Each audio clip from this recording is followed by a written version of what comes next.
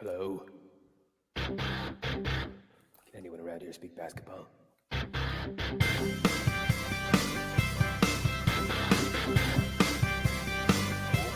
it is. It's the Confederacy of Dunks Basketball Podcast.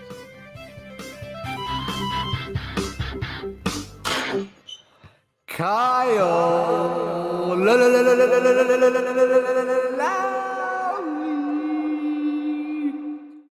Welcome to the Confederacy of Dunks Basketball Podcast.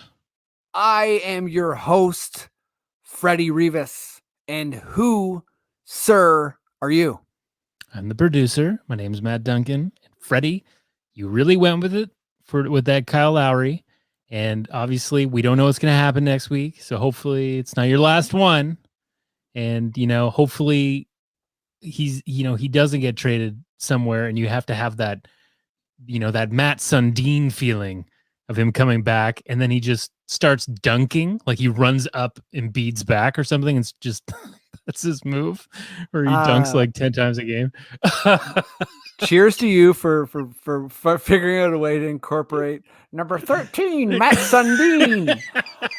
You know what? Him and Kyle probably both spent a lot of time in, Forest Hill and Northdale.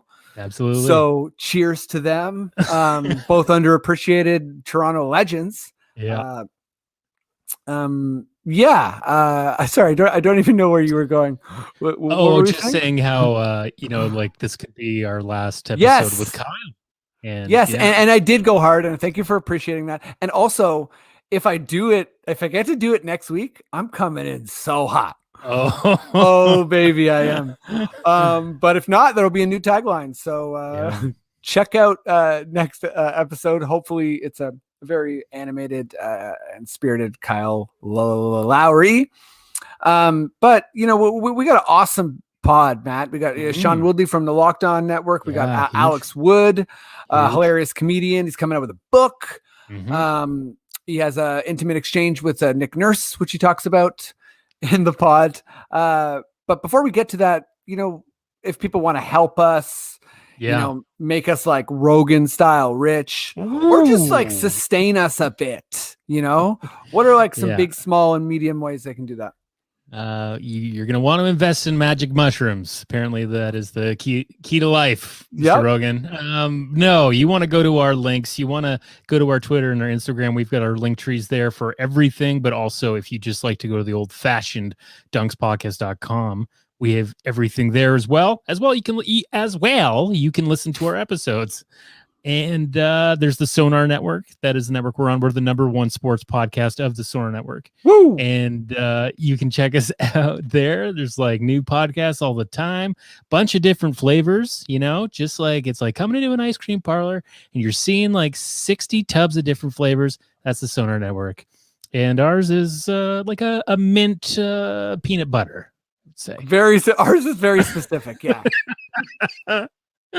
So yes, please click our links, go to our Patreon. If you can, please support us. And if you can't afford stuff, then just a simple subscribe, like, and rating works too. Yeah, give us a review. All that little stuff is huge. Maddie, you hit it home as you always do with the link and the link tree stuff. Link tree. Everyone's got the link tree. You got it. But I think I want to get going on this pod. Fair.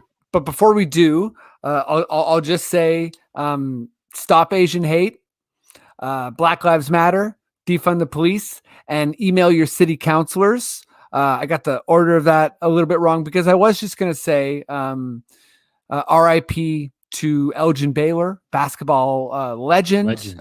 Definitely, make sure you check him out if you're not familiar. What the hell? NCAA, I'll call them out a little bit for the different treatment that the men are receiving and the women are receiving. It's kind of like deplorable. And I don't want to say in this day and age, but it's like, come on, that just needs to be not a reality. No. Right now. And Matt, was I going to say something else? I think I was.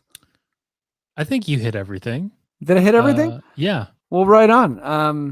I think let's jump right into this podcast then. Maddie, if you feel like we're good to go, please, good sir, just give me those sweet words. Okay.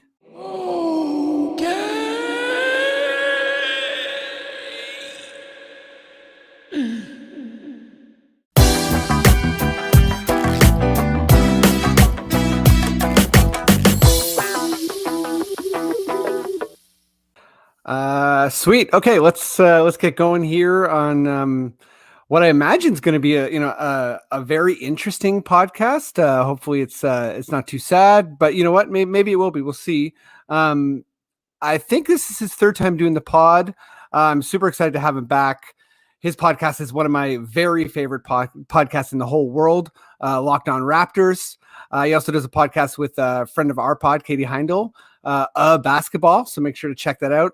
Also check out all his writing and just follow him in general. He's a great tweet and an awesome person. Give it up as loud as you can, even if you're at home alone, for Sean Woodley.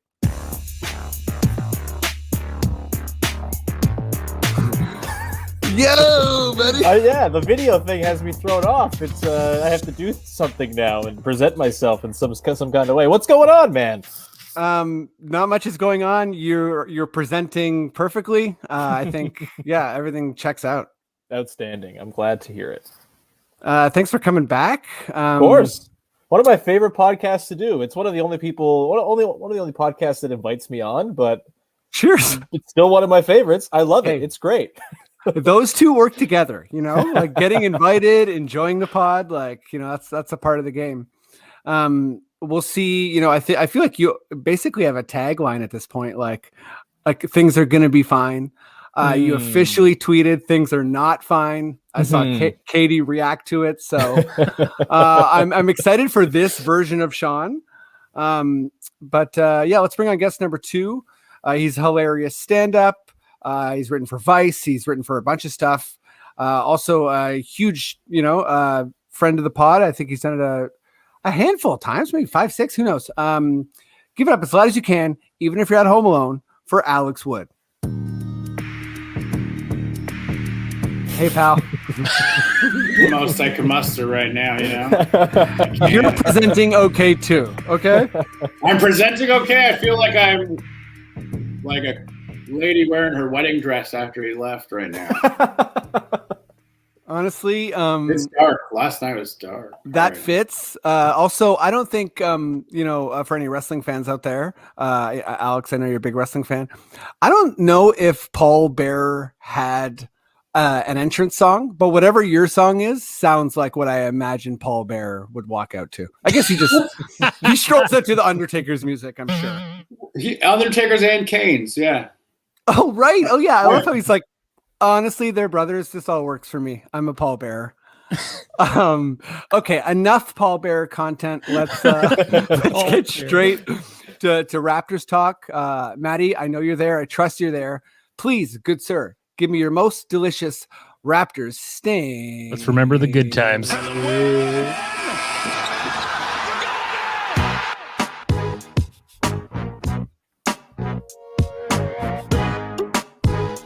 Do. Bow. Let's go to you first, Alex. I mean, ouch. This is a rough time for, I think, all types of Raptor fans. Maybe, the nihilists and the folks who kind of like enjoy transaction the most. Maybe they're actually enjoying this, or maybe they've gotten a reality that they thought they wanted and don't actually want. Regardless, this is a stressful time to be a Raptors fan. 9 losses in a row. We're back to like Ben Uzo, got a triple-double, coin flip territory, wanting Harrison Barnes and getting Terrence Ross, which honestly turned out all right. Yeah, that worked. That was good. That was an objective good. Yeah, it was a good thing. But back to the time when we were like, Terrence Ross will guide us to the promised land. He did guide the Raptors to the promised land via a trade for another fan favorite who did some good stuff. Totally. He was part of the like conveyor belts of things that happened. But Yeah, the Sharks are circling. The Thursday's the deadline. The Raptors seem to be like the hottest trade team because of Kyle and because of Norm. Yeah, I'm just asking, you're a hardcore Raptors fan. You've been a hardcore Raptors fan for a long time. What is your message right now to Raptors fans? I would say primarily there's a lot of benefits to going back to the way things were. That's the positive. As soon as as soon as I realized the Rockets are going to win this game, all I could think about was Sunday next year, walking to the court without tickets and $40 in my pocket and knowing I'm going to get in. Like back to like it's less than the cost of the movie. I saw in like 2017, I think it was, Raps versus Celtics for the lead in the division, like 3/4 of the way through the season. It was an incredible game, $35. And it was center court 300s. So I try. That's my message for hardcore Raptors fans is like, this isn't like new territory for us. This isn't, I'm sorry, like, is this the 1990, 1989 Celtics now dealing with, we're mere mortals? No, this is the way it was for a long time. We're still going to be really competitive. We have Webster locked up. There's good things moving forward. Even if this like core three can't be what we want it to be, they're going to be great trade assets. I am super scared though, and I'm super sad as well. I'm not going to pretend that I'm not. Like, I'm just saying we can't like get all. It's not going to be worse. This is still a good regime, a good organization. We have too many good structural things now that we've never had before. We're not going to go back to the before times, Honestly, very well said. I think hardcore's definitely, can sympathize. Like, when I first became a season seat holder, and there's about a million times where you just count the empty seats in the 100s and you walk on down. I saw a lot of Bobcats games with Crash Wallace, way closer than I should have, and grew to fall in love and appreciate the Raptors. I hope the Raptors don't go the way of like the Toronto housing market, and I'm hoping it's not just like there's so much money here it doesn't matter anymore.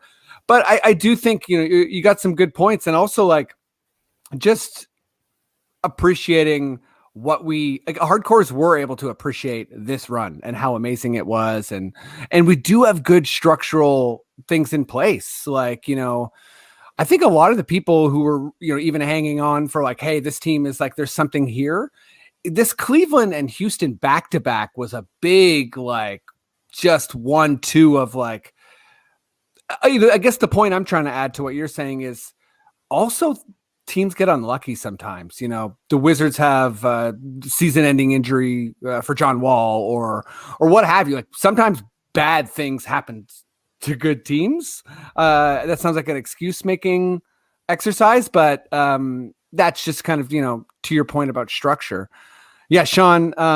Same question, same kind of swirling everything. What's your message to Raptors fans?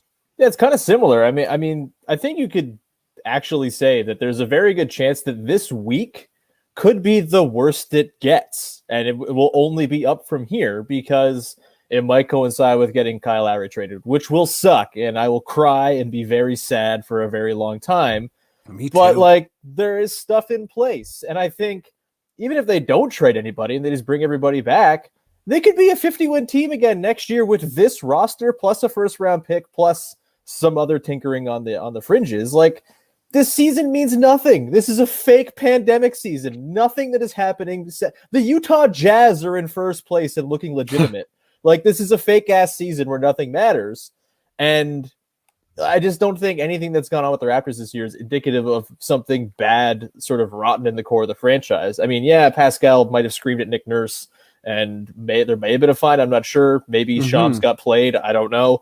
But I just, at least the Raptors have Pascal Siakam being a malcontent and not Hito Turkoglu. Like, that is what it used to be. It's not that now. And even if they move on from Lowry and Norm, you've got the 3 guys locked in. You'll presumably have some stuff to add, Tyrese Maxey or Matisse Thybulle, whatever it might be, some rotation players to throw in. Then you're going to have your own first-round pick, and you might have some other team's first-round pick. And this is a really good freaking draft, and you could get, in theory, a couple good players to add to the mix next year. They're going to be good. I kind of still think I would just, let the deadline pass and not do much and try to bring back Norman Kyle and just run it back because I'm a coward with attachment issues, I guess. But also, I think there's a very legitimate case to make that you can still follow the exact blueprint that the Raptors have followed for the last decade, which is be good, be relevant until you can take an opportunity to strike and become great and become a title contender, which they did. It's all right there for them. And, Alex mentioned that, having those contracts on the books, Siakam, Fred, OG, even if you think that core is not title worthy, which I don't think it probably is, one of those guys can be used as a vehicle to get a superstar in some trade down the line. So yeah, this could be as bad as it gets for a while. The next 5 years could be sort of viewed as the pre-Rudy Gay trade moment of the next era of Raptors basketball. It should not last longer than this year. This fake season that we can remove from our memories forever after this is over. Wipe it for we can, after Terrence Davis is gone, we can start calling this season redacted and repurpose the name. It's not that bad. It sucks right now. It sucks watching them lose. And honestly, I just feel really bad for the dudes on the team because they seem entirely done with this shit, which I don't know how you can blame them. It seems terrible. Living in Tampa Bay for a year sounds like maybe the worst thing that could possibly happen to anybody. And they all have to do it and also travel around and play basketball amid a pandemic that a lot of them have been affected by catching the freaking virus. So even if they are just going to say this is a lost season, screw it, we'll pack it in. They could easily turn it around and go on another run of 7 straight years of making the playoffs because the Raptors are not some clown franchise anymore. Maurizio Gherardini is not the shadow GM. They're going to be fine. They're going to figure it out. And the guys they have in place at least give a floor for some competence, even if they maybe move on from Lowry and Norm, which, again, I'm a little bit torn on Norm. Lowry, I think they should hang on to and see what they can do with him next year. But either way, whatever happens, things should turn around pretty quickly here. Yeah, I think they're to your point about things turning around. This should be a low point of health, of kind of chemistry, the vibes. Yeah, I guess the bottom can always fall out more. Is something we've learned this season, and the roller coaster ride kind of doesn't seem to end. But I'm gonna quote my mom, which I haven't done many times on this podcast. The most notable quote is when we traded DeRozan. She called me in the morning and she said, "Freddie, my stomach hurts. I feel sick that we traded DeRozan. Who is this guy that doesn't want to play for us?" And I was like, "Mom, this is really confusing, but he's so amazing. It makes sense." So she talked to me this morning and she said, "I don't think people realize if we trade Kyle, everything's going to fall apart." And, she's not coming from all the analytics. She's coming from PASCAL and Fred, maybe Fred is inherited some of that Kyle stuff, but it's I this whole time, I don't think people realize how fragile culture is and how fragile it is with a small or medium market or whatever this, Canadian asterisk market is. It's a fragile balance. And let's actually just kind of move right on because you brought it up, Sean, and we'll stick with you. So first, let's just do, Shams reported that that Siakam, I guess lost it on Nurse in the dressing room and was fined for $50K, which was a pretty massive fine, I assume by the team. And then, so now there's another tweet that's out that's kind of saying, hold the presses. The team media rep is saying that in fact is not true. I don't know if they're elaborating or clarifying. Yeah, Grange tweeted out just before we came on, I think, that there was something that happened, but they're looking into it. There has been no fine, and there's no indication that there will be a fine, but something happened between Siakam and Nurse, it seems. Yeah, so I guess the question still makes sense, but I don't want to drift too hard into like wild speculation, because I think it's been a tumultuous season for a bunch of reasons. Mm-hmm. But with the benching of Siakam previously, with, in my opinion, not always the best use of Siakam, particularly on offense, and I think with the kind of punishing defense.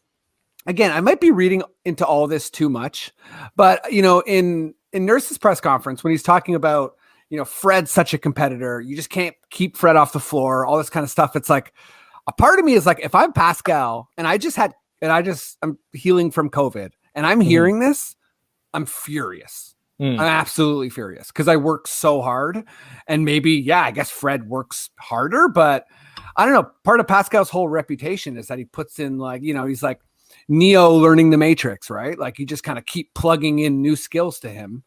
And I don't know. I feel like maybe Nurse isn't protecting his guy enough. I don't know. I think might be I'm reading into this way too much, but something's up, I guess. I guess it's what we're doing is speculating. So Sean, please speculate or not, I mean, I think it's always tough because you don't know what goes on behind the scenes. We only see the fines and we see the press conferences. We don't see the conversations that happen in the back rooms. So I always have a little bit of a hard time trying to like guess what's going on within the team. Yeah, obviously, like Pascal's frustrated. I get it. Nurse is frustrated. Like everyone's pissed off and mad and angry and Tampa'd out, I think. Honestly. Tampa'd out. Again, blame Tampa for everything. Blame it for the growing rift between Siakam and Nurse. Blame it for the bad record. Blame it for Kyle Lowry maybe wanting to go to Miami because he's gotten a taste for Florida and likes it for some reason. I don't know. Like there's just a lot going on that winning would cover over pretty comfortably. And you see this all the time. When teams win, that stuff gets put down. The Raptors, when they had Kawhi, there was all these sort of hints to, oh yeah, there was some stuff that happened, but we kind of kept that shit in house and won a title and it was fine. And they could do that because they're winning a title. Had they lost in the first round, I'm sure some stuff would have come out and people would have been pissed off. And the fact that they've lost 9 in a row, the fact that Nurse's defense seems to maybe not work when he doesn't have 8 of the best defenders alive on the team. It's a little bit understandable. I'd be a little bit sort of concerned if Pascal wasn't pissed off after getting benched on Sunday against the Cavs. I didn't agree with him getting benched. He was fine. I don't think Stanley Johnson was doing too much out there. Yeah, that was curious. Not playing Pascal. Yeah, I'd be pissed if I was benched for Stanley Johnson too, I guess is the way I'd put it. Damn right. Whether there's a rift, I don't know. I guess we'll see how things, transpire here. But like Kyle Lowry was always sort of deemed this sort of, miscreant who would yell at coaches, and then things turned out just fine with him and Dwayne Casey and him and Nick Nurse. So this stuff will figure itself out. I don't think there's like some sort of growing, pattern or concern that Siakam is some sort of malcontent who's not going to fit in with the team culture. He's very clearly a Raptors dude who's come up and, been part of the Raptors program and all that. And he's under contract for 3 more years beyond this one. So you don't really have to worry about it right now. I'm sure whatever the issue is will get papered over. And if they start winning again next year, then we won't talk about this at all. But if not, then we'll probably have to revisit it and it might become more of a concern. Yeah. Winning covers so much, and I think that's a key point here. And I think everyone's a little exposed, even watching the press conferences. Like I feel like our bench has been rough, but it seemed like every reporter is like, okay, Fred, Kyle, can you just tell me who you think's worse? Utah? You know what I mean? Utah, Stanley Johnson. It's like, okay, they're like, our bench sucks, like don't worry about it, we're losing. And I think there's like, it's almost like there's this just quest for unanswerable questions when you lose, where it's like, okay, we know you missed a bunch of shots, but why? And it's just like, it keeps going. And I think that's part of what's like breaking up the team. And to your point, like winning is just like, I don't know. A lot of it is like, who cares? Alex, where are you at? Like, I don't want to, again, this question's a bit not me as far as like, is there a rift? Is there a chasm? So I don't want to push that too hard. And Shams, I also want to jump on the fact that like, this seems to be his second inaccurate report via the Raptors, or at least at least Fred and the coaching staff contested the blaming of the coaches, which is a problematic thing anyways. As far as, this virus, which has become a pandemic because it's so hard to detect. So I don't think we should, slam anyone too hard when we really don't know. But so it seems like Shams has maybe been incorrect or slightly incorrect twice as it pertains to the Raptors. Sorry, I'm just throwing that in for you as well, Alex. Well, basically what I think is obviously the losing, right? I mean, we all know that's it. And then coupling that with Tampa, obviously, again, like losing in Tampa, that's not going to be fun. Yeah. When you only have IHOP and empty pools full of machete-wielding meth heads to comfort you, that's a problem. Some would say if you're living in Tampa, you're already losing. So they're losing like at the same time twice. That's got to be tough. I can't imagine that. That's like they're pulling a Deion Sanders except getting their ass kicked. But I would say honestly, look, I'm just trying to put myself in PASCAL's shoes, and I think Sean's point about Nurse's defense maybe being a little bit exposed. The genius we all celebrated, the frantic energy, the nonstop movement, everything's. It's a good point, and I mean, how can you not make a defense work when? Tell me if I'm wrong, but outside of like not this year, but tell me if any one of these three guys doesn't have potential to make an all NBA defensive team. Siakam, OG, Fred. All three of those guys. How can you have three of your starters making, or at least potential-wise, when we know that? Look at what OG, we were flashing those stats at the beginning of this year, him guarding KD, him guarding LeBron. So you have not an eraser, but like a near lockdown guy that you could put on superstars and trust to like rub them out. How can you not? I would say that differently if I could, but how can you not? No, keep it the same. It worked with the eraser bit, and then it kept going, and I was like, "Cheers, Alex!" So it's an interesting way to guard the new defense from Nick Nurse. We switch everything and then we touch everything. What? No, go. So I would say, like, all the point being, and also like the way Serge leaving. Do you know what I mean? Not even just on the friendship level, and you look at Nick as, even if it wasn't his fault, that is a guy who's on the side of the people that made that decision, because it's come out that Serge was like, I would have stayed for a cheap. I was going to take the hometown discount. It just offended me that they were like, Mark's our guy. And then the way Mark's looked this year and the way he looked last year in the playoffs. Point being, I'm on PASCAL's side. I could see why he was so frustrated. I could see why it would just boil over. I love Nick. I caught a ball he threw once. We're always going to have that connection. I'm always going to love him for that. But the guy is the worst coach in the NBA at getting the refs to do anything, even listen to him. You can see them not listening to him. He's tuned out already. I think he thought he was Pop after that title, and the whole league was like, we're not ready for you to be Pop yet. You can't just – I don't know. I'm getting angry thinking about it. So, yeah, I could see this is normal. I'm glad. PASCAL should be able to vent at the coach. This is normal. If this team is as good and tight as we all think they are, this is going to be something that's just like laughed about it. I do think you both kind of like touched on the fact that part of this is normal in like, a very charged up atmosphere, and people have high expectations, big contracts. Like, Kyle called his own timeout the other day and told Nurse to stand out of it. So that's obviously very different than what PASCAL did, but I think leaders of a team, or, the big player kind of does. And also to Sean's point, like there's been stuff with Serge where Serge has been like suspended. So I think very, very hyper competitive and athletic people don't take losing well, and it can get can get a little bit toxic. But Alex, let me, I think we're all kind of leading to this. I guess we can check Twitter at some point during this pod, because who knows how long it will be relevant. And this isn't about what you want. I want you to tell me what you think is going to happen. So just a very short give me a short answer on like what the Raptors do this free agency, or sorry, this free agency trade deadline.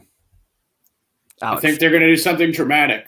And I don't mean like just necessarily like Norm Kyle dramatic. I really do think they're going to make a big move, because if you think about it, there's no deal out there for Norm or Kyle that isn't what we need. No one's going to come back that can help us next year. And like I just see it being like a weird hedge. Like it's just a continuation of this awful season. If you just trade Norm for Harris and a pick, like it's like, okay, what that, or Dario Saric, we have Dario Saric next year. And Dario Saric and Aaron Baines, and we're like, sick, let's go. What is this? Just any deal that's just getting like a second or a late first, or with one of those guys, it's just let me just say we love those Phoenix backup centers. But sorry, yeah, it seems to be a very like 2K way that we're building the team now. Like, oh, they keep giving us. I don't know. Like, I really think something big's coming. I think both of them are gone. I think both Kyle and Norm are gone, and I could see another piece moving. And then I think Baines is gone. Like, this is going to be it's going to be everybody but those three, or like, it's hard to figure right now without it being one of those three leaving. Do you know what I'm saying? Like, any of the deals I've seen floated out there that make sense, I'm like, we're a worse team next year that can't really improve in the offseason if we make it doesn't make any sense to me. Either they got to tear it down or make a dramatic move that somehow like we could like and like the Nuggets deal for Porter, I guess, like something like that. I don't know anything else that could possibly work, or that they would do. Yeah, I think it's fair at this point, to think that something big could happen. I've been pretty much on the side of like, Masai and Bobby. Like, I don't want to say they've taken their whole playbook from the Spurs, but it does seem like they prescribe to the idea of like evaluation is best done over a long period of time. What you don't do is kind of like keep, pulling strings without waiting and seeing how that affects your team. Mm-hmm. And, the Spurs generally don't trade during the season. I think Masai obviously has done that, with Tucker, with Ibaka, but I think it's not like how he likes to roll. But yeah, I think that's on the table just because there might be so many people calling the Raptors right now.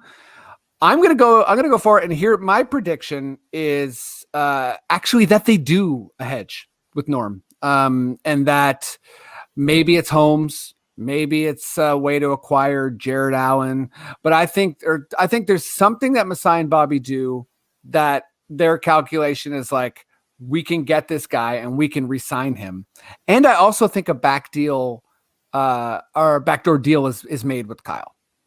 And yeah, I don't think he's traded to Philly or the Heat. I think that they basically say, here's what we're going to offer you in the summer. Is that enough? And Kyle says yes. That's my prediction.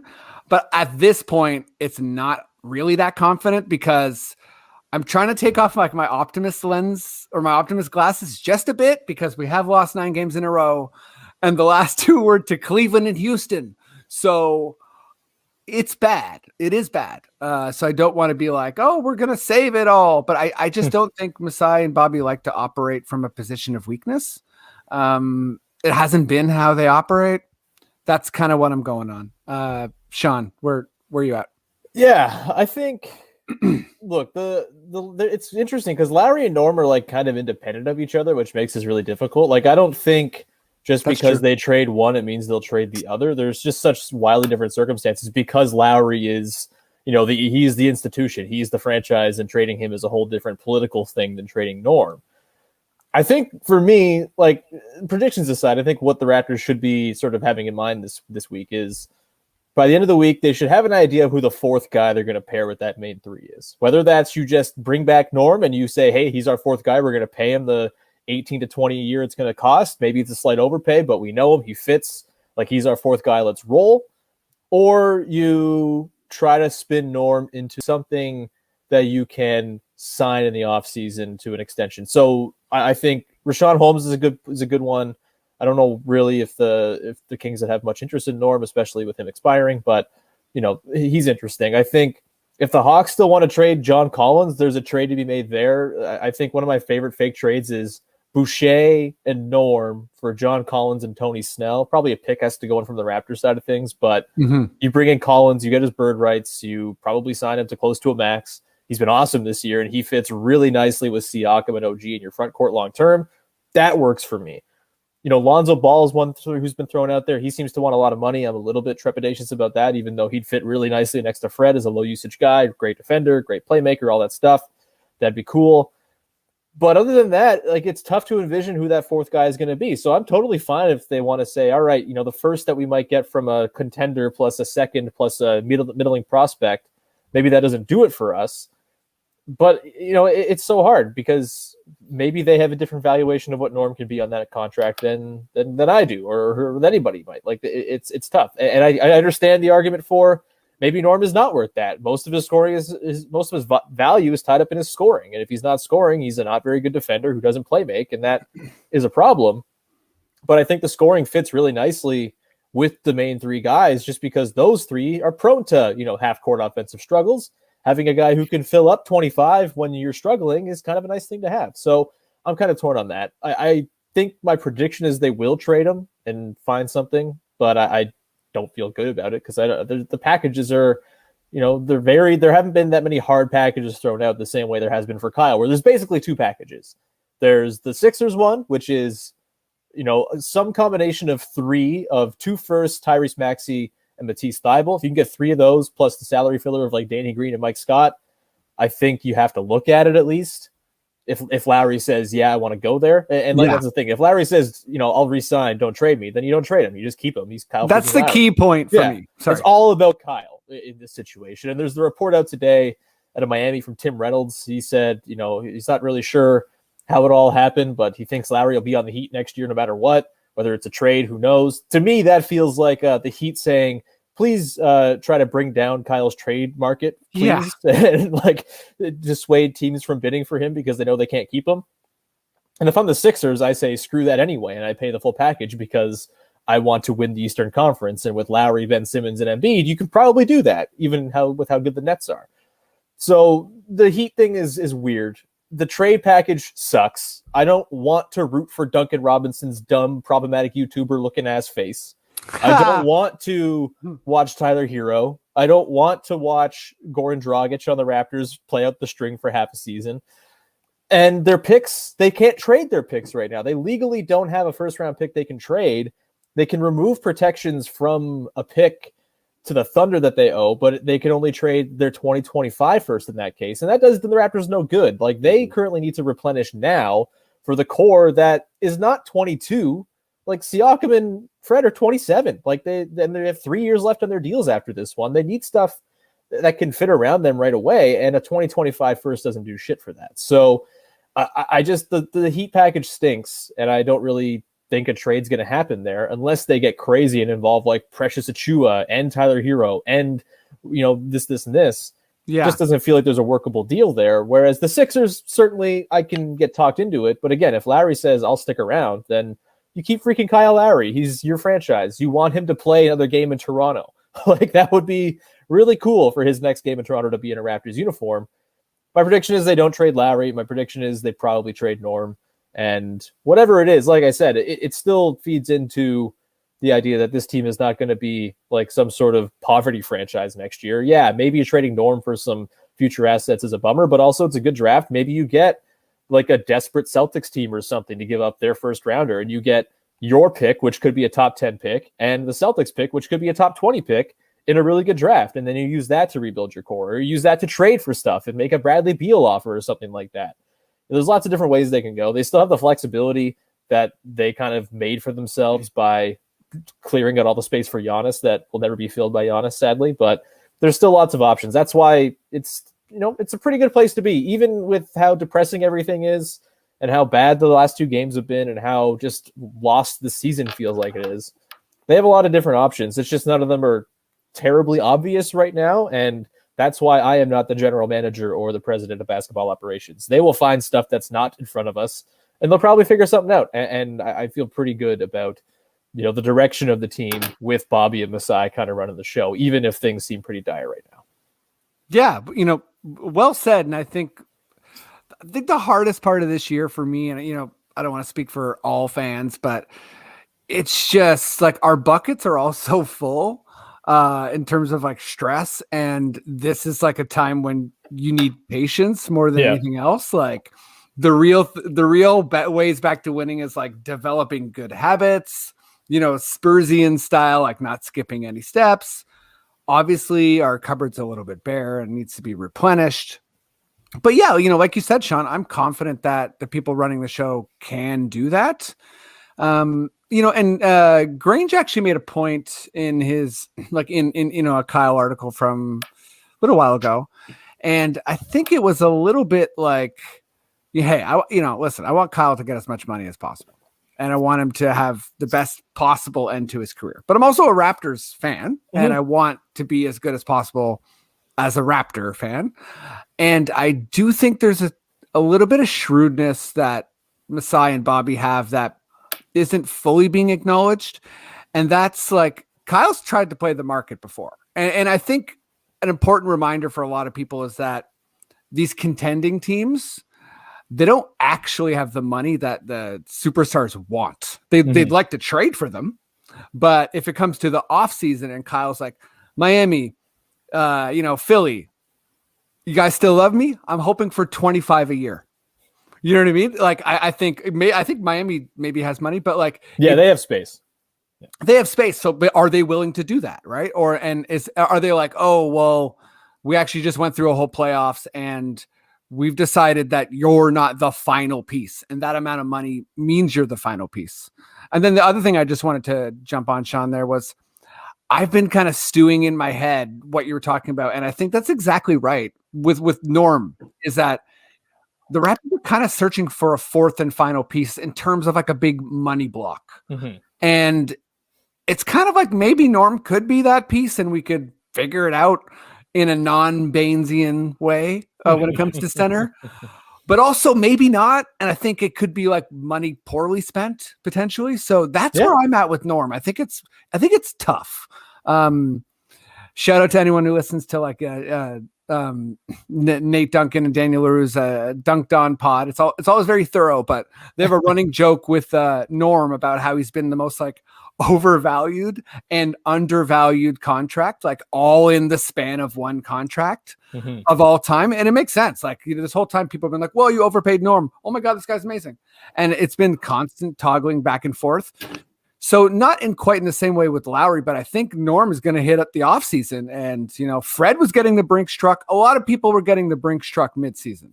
And I think that teams get a lot more cold and calculated once it comes to the offseason. And that is not a prediction that Norm doesn't deserve and won't get the bag, but I don't know. That's just throwing that out there. But I introduced this question as like one short paragraph, and then I've like monologued 45 times. So yeah, let's move on to some NBA stuff. Matty, good sir, please give me your most delicious NBA stand. National Basketball Association.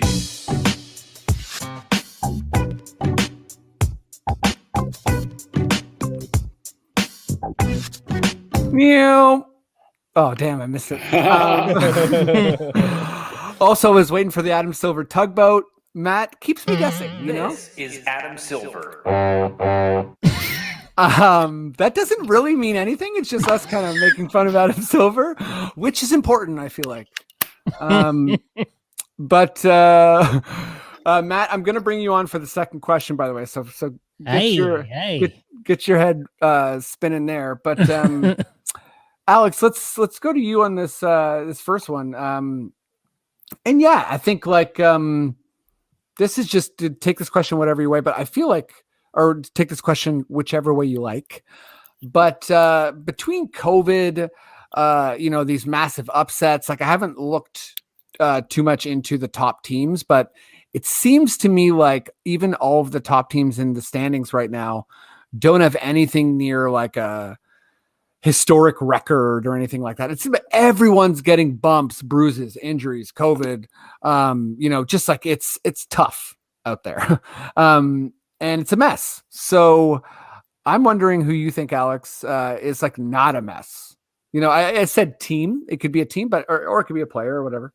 Yeah, but who's kind of like has their shit together in a weird way?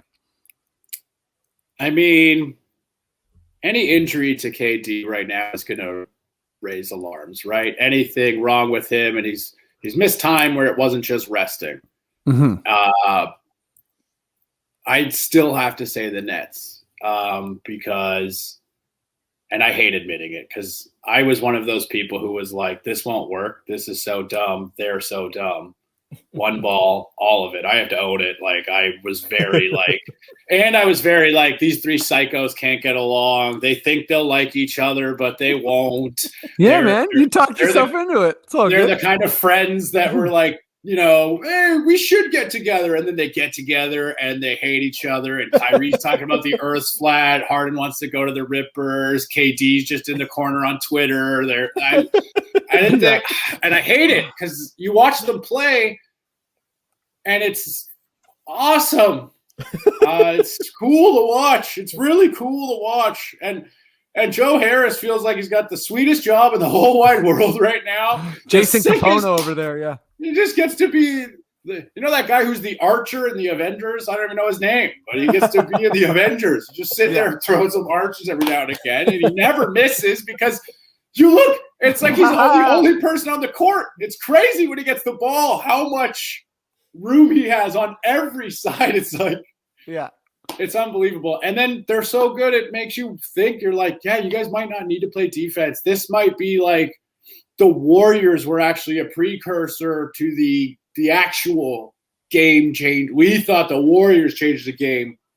The Nets just made it. You don't have to play defense anymore. And I think the bubble had something to do with that too. It feels like there's like a precipice that everyone just like, as soon as the bubble started, defense was like, guys, you want to not play defense in the 9 regular season games in the bubble? And then everyone, yeah, that's a good idea. And then it just carried forward.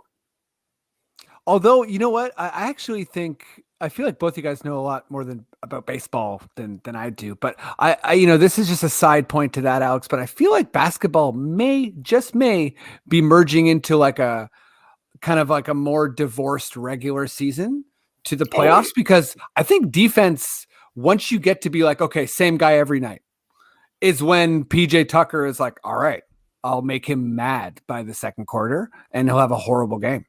I don't know why I brought up PJ Tucker. He's probably not the example, but you know what I mean? Like, I feel like there's this attitude when you get to zero in on a team's philosophies or ideas where, you really kind of get exploited. Like, I don't know when it happened, but it totally seemed like there was some kind of switch where Boston's like, oh, the Raptors gamble too much. We'll kill them every time if they do that. Pump fakes. Just a pump fake on the 3-point line. Yeah. Totally showed like our reckless closing isn't as effective if you just pump it once. Sorry. No, yeah, totally. Anyways, I don't even know where I was going because I was thinking about like this all offense team. But I think Brooklyn's a good answer. They do seem to have it together, even though there's these like massive wild cards, like you said.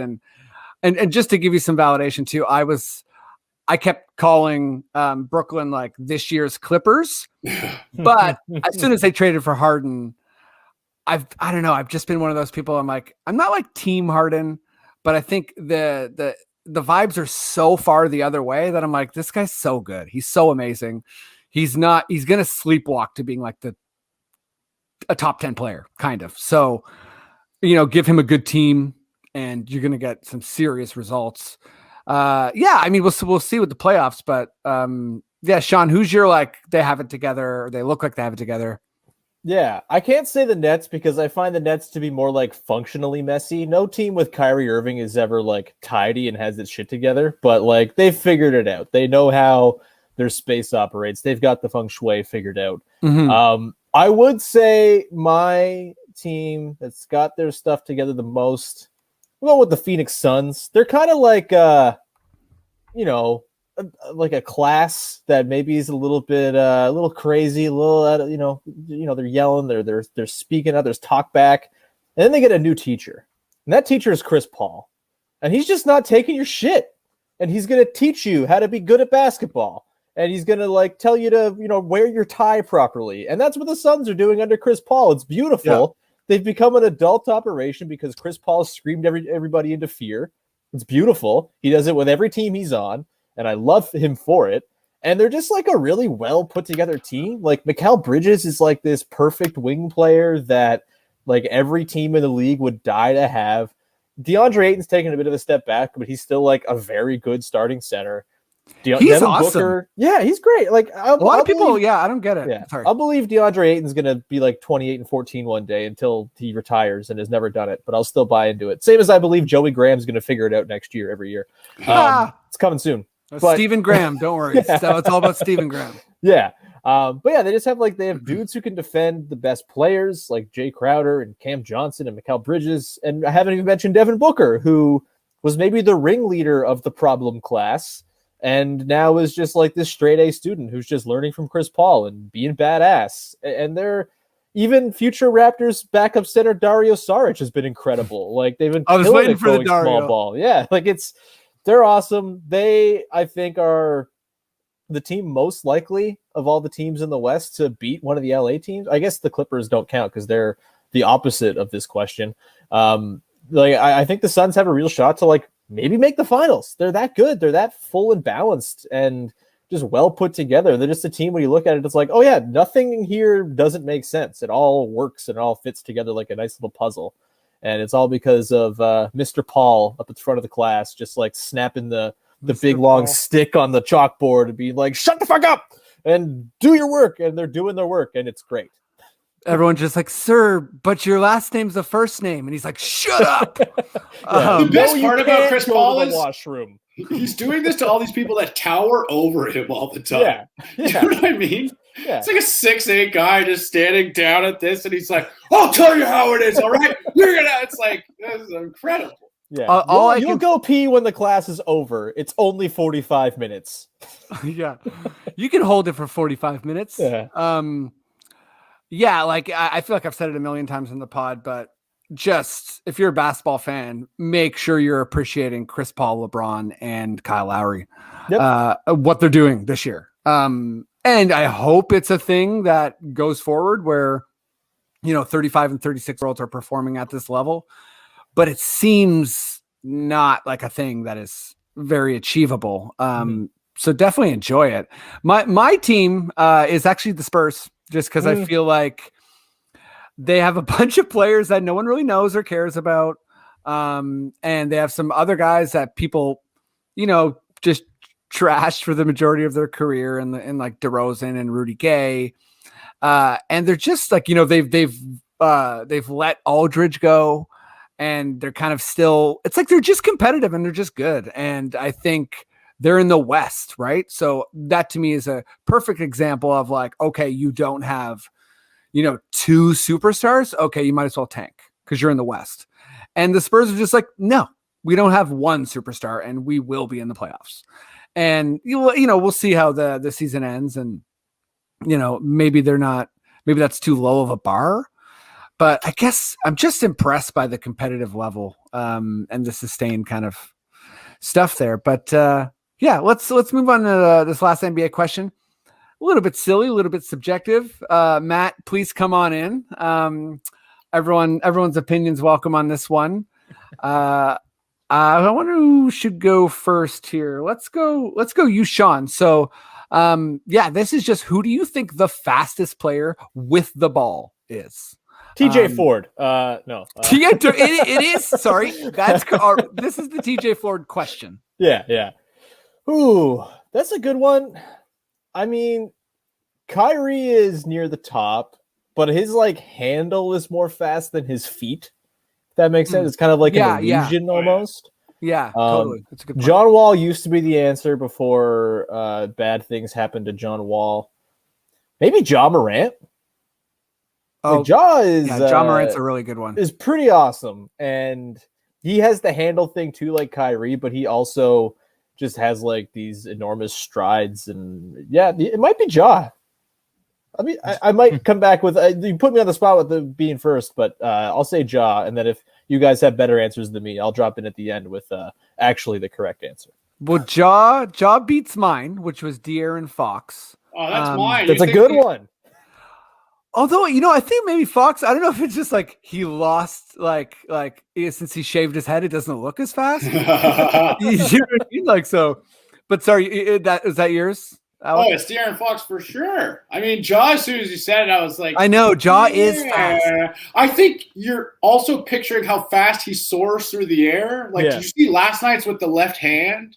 Oh, I think that's coming into the, I'm also fully willing to admit, like, a lot of my De'Aaron Fox pick is like, I'll tell you, he's the fastest player in 2K. It's not even close. He gets the ball, you press right trigger, you're gone. It's nuts. It's true.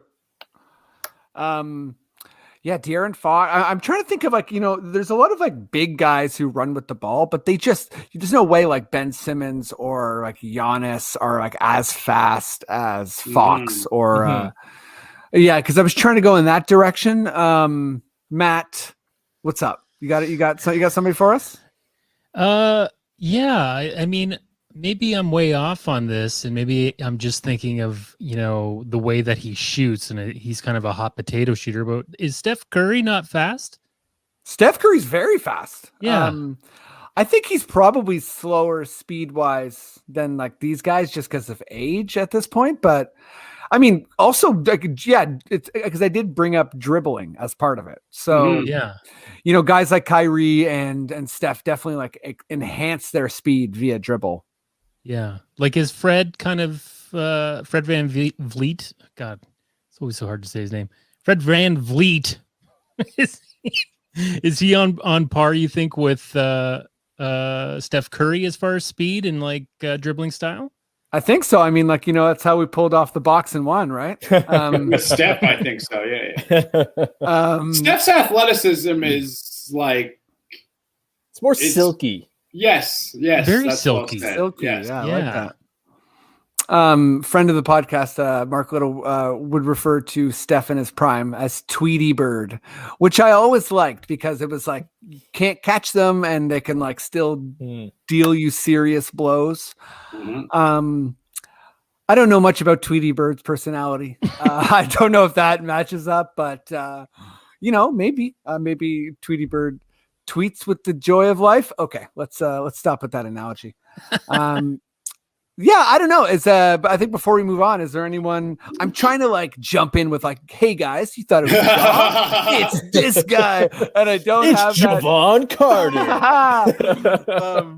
Yeah, I'm trying to think of a rookie like Halliburton. Seems like he's pretty fast, but what about LeBron? Like he's thunderous. I feel like every time he dunks, I chip it. At one point, he might have been, which is unfathomable for his size and everything. The sports science on the chase down block on Iguodala in Game 7, he closed that gap as fast as the Kansas City Chiefs running back at the time. Wow! Like he ran the equivalent of a 4.340. That's wide receiver NFL time. Like that's why LeBron is. We'll talk about him later. Oh. I just want to say I feel like whoever first calculated that stat took a break to yell up from the basement, "Mom!" for like a tuna sandwich or something. And I appreciate their hard work. I have a late submission to this. He just cooked the Raptors for like 37 points a couple days ago. Colin Sexton's pretty damn fast. Yeah, for sure. Sexton's a pretty good one. No, Sexton's a really good one. Mhm. I was gonna throw Beal in there, but no. Okay, how about Campazzo? He's kind the of polar opposite, and guy. it rules. I want all of the players that should be viewed as the best players in the world should be the slowest players. That's why Jokic is cool as hell. I want slow players. Jokic just moves like the Flash in the new Justice League movie. That's all you think he's moving slow, but it's actually so fast you can't see. That's why I love Mark so much. It's like, how are you so good at defense? It's like, I talk a lot. Oh, it's like, okay, cool, man. You really figured out the not moving thing. Okay, let's finish this baby off with some quickish questions.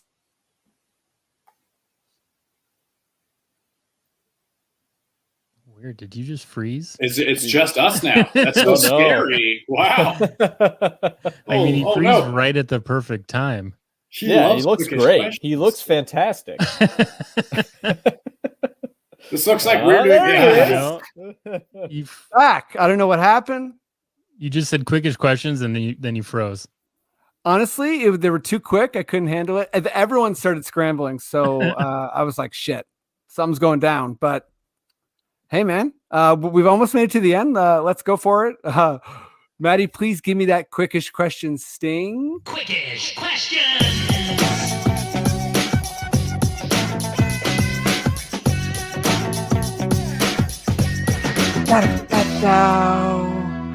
Happy to be here. Happy that I, didn't break up and we could finish this pod. Cheers, StreamYard.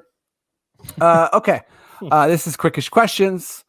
I'm gonna stammer, maybe slur a little bit. I will be totally safe. Previously on the podcast, I've said that I may seizure.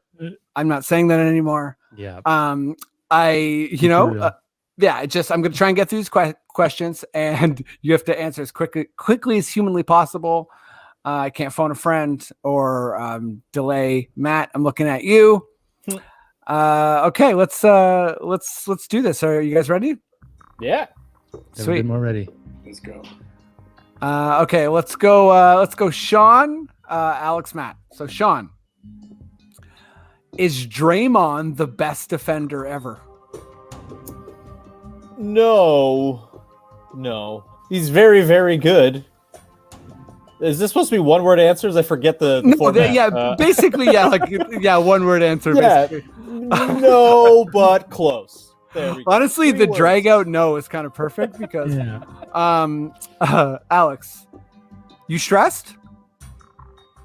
Yep, for sure. Yep. Nice. Yep. Doesn't matter what happens from here on out. It's bad for the rest of this season. Yeah, I'm stressed. Yeah. Matt. Yeah. If LeBron's career ended today, where does he rank all time? Oh my God! If it ends right now, God, I think. Oh God. Okay, quickish. I'm being quickish here. I'm not stalling. I'll put him 2. Yeah, there it is. That's right. Okay. Sean, after whatever this altercation was with Nurse, this writer is not a PASCAL fan, and asks if he finally gets traded and should have been traded a long time ago. So, what's your response to that? Who's the writer? Dexter. So wait, I'm confused as to, am I supposed to say who what I would say to the writer? No, sir. I messed this question up because the person who wrote the question said that Pascal's trash, and I'm like, he's not trash, so I can't even say it. So I messed it all up. But what they're saying is, do you like, are we? Should Pascal be traded? Are we done with him? Yeah. That's the proper answer. But I always tell people if you write the question, I'll read it. Sorry. My bad, Sean. Let's Alex. If they added scenes in the new Justice League. Oh wait, no, sorry. That one's for Matt because I got to ask you your own question. Alex, from Alex. Are you at all beginning to regret investing most of your emotional stability in a basketball team? Yeah, I wrote that earlier, and my feelings to myself, and I thought yes, but now I think no. Now I think this is great because I'm actually like thriving at this moment, and I think there's might be like some like cosmic thing going on where like my life improves as the Raptors I was at such a rock bottom when they won the title. And it's like since then, it's kind of steadily gone up, and they've gone in the wrong direction. So I'm trying to think of it as like it's a trade-off, you know? Okay. I'm appreciating your cosmic links. Matt, if they added scenes in the new Justice League movie where Aquaman was played by Steven Adams, would you have noticed? Wow. That's fun stuff. I don't think I would have. I don't think I would have noticed. But I would have enjoyed it a little bit more. Cheers. You love those movie facts. Sean, Cade Cunningham, question mark? Evan Mobley, exclamation point. Oh, I love that. I love me a center who can pass and block shots, man. I'm a sucker. I'm a real sucker. That's a pretty cool set of skills. Alex, you're all playing ball together and are down 2 with seconds left. Who gets the last shot? I guess that's this group of people. Oh, all of us. Who gets the last shot? It's got to be Matty D. Oh. Cheers, Matty D. Pressure's on. We'll lose it on you if you miss. I'm gonna do like 3 PASCAL spins before I shoot with my eyes closed. You know what's so funny? I took there's 3 guys with glasses, and I still was like, sorry, Freddie. Yeah, I know. It's one of the lens crafters boys here. Hey, fair enough. One of the lens crafters boys. Hey, boys. Okay. Speaking of the boys, Maddie, also coming in from Dexter. Sean or Alex, there can only be one nicknamed Woody. I assume that neither of them are nicknamed Woody, but you have to choose one of them. I have to choose who gets nicknamed Woody. Yeah. Oh my God. These questions, so much pressure. I'm going to go with Alex because he did have the guts to put it on his StreamYard name as Woody. So obviously he likes it. He's probably a Woody Harrelson fan. And we have to respect that. Both of you probably are. Yeah. Okay, easy on who isn't a Woody Harrelson fan. I prefer Woodley Harrelson. Thank you very much. Woodley Harrelson. Excuse me, did you just assume my Woody Harrelson fandom? Yeah, Matt, you're really you're barking up the wrong Woody Harrelson tree. Okay, last 3 questions. Sean, Rashawn Holmes, question mark? Not for me, I think. If they were better right now, then I'd be like, yeah, go nuts. But I don't know. Maybe try to sign him in the offseason. I know this isn't one word, but no, it's not for me right now. It's a soft segment, you know? Yeah, it's because the Kings never say the one word ever. I never understand what the Kings want or how they value their people. That you could tell me they would trade Rashawn Holmes for like a second, or they would want Malachi Flynn in 2 firsts, and I'd be like, sure, that's how they value that guy. I have no idea. The Kings are dumb. Making trades with dumb teams is hard. I think Vivek Grenadivier is the best GM in sports, so fair enough. I definitely was probably very bad at his last name, but Alex, finals prediction? Question mark. Oh, that's such a. I mean, it feels hard to answer until we know what happens with the trade deadline. No, I'll say Lakers Nets. It would make sense. It's frankly, if the Raptors don't make the playoffs, that's what I want to see. Cool. Okay. Last question, Matty D. Okay. Where is Masai? Should he say something? Where is Masai right now? Is he MIA? Is he not at Tampa? Is he at Busch Gardens? You tell me. He might be at Busch Gardens. Yeah. The first part of the question, he's at Busch Gardens, and what was the second question? Should he say something? Should he say something? Yeah. Yes, he should. I think he should, and I think he's going to in the next couple of days. So don't worry, guys. He can't ride that coaster forever. He has to get off and do his job.